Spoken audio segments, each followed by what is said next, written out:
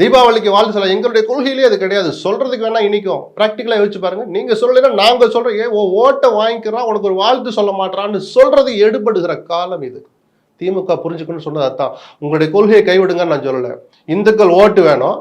நீ தீபாவளி ஏன் கொண்டாடுற? தீபாவளி என்ன தெரியுமா? நரகாசுரன் யார் தெரியுமா? உங்களை கேட்டாங்களா? நான் சொல்லட்டும், வெளிப்படையாக சொல்லட்டும், நான் தீபாவளி கொண்டாடுறேன். நிஜமா சொல்றேன், நரகாசுரனுடைய முழு வரலாறு எனக்கு தெரியாது. எனக்கு தெரியணும்னு அவசியம் இல்லைங்க. என் சந்தோஷம், என் குடும்ப சந்தோஷம், என்னை சுற்றி இருக்க நண்பர்களை சந்தோஷப்படுத்துறதுக்கு ஒரு நாள் அது. என்ன வந்துச்சு உங்களுக்கு? நரகாசுரன் எப்படி வாழ்ந்தா என்ன, எப்படி மடிஞ்சா எனக்கு என்னங்க? நான் சொல்ற அடிப்படை புரிதல் நான் சொல்றேன். இன்னைக்கு மக்களுக்கு எதுங்க தேவை? அதுக்குள்ள போய் புராணங்கள் சொல்லி பிள்ளையார் எப்படி பிறந்தார் தெரியுமா? யாருக்கு பிறந்தார் தெரியுமா? கேட்டாங்களா அவங்கள? பிள்ளையாரை எடுத்தவொடனே கும்பிடுற மக்கள் நிறைஞ்சிருக்கிற ஒரு ஊர்ல நின்றுக்கிட்டு அந்த பிள்ளையார் யார் தெரியுமான்னு கேட்டா அவங்க மனசு புண்படுமா படாதா? அந்த சேஷ்டைக்கான காலம் ஒரு காலத்துல கை கொடுத்துச்சு. உங்களுக்கு பிரச்சார பலம் இருந்தது, அது வாக்குகள். தேர்தல் அரசியலில் ஈடுபடாத பெரியார் எப்படியும் கம்பு சுத்தினார், அது எடுபட்டுச்சு. அவருக்கு அது கௌரவத்தை கொடுத்துச்சு.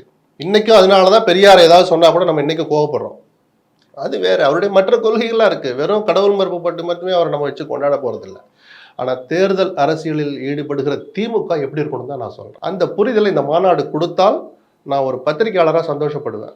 சும்மா 90% நாங்களும் எங்க கட்சியில இந்துக்கள் இருக்காங்கன்னு சும்மா பெருமைக்கு சொல்றதை விட்டுட்டு பிராக்டிக்கலா சில கால மாற்றத்திற்கேற்ப தங்களை தகவமைச்சுக்கணும்னு சொல்றேன். கொள்கைகளை கைவிடணும்னு நான் சொல்லலை.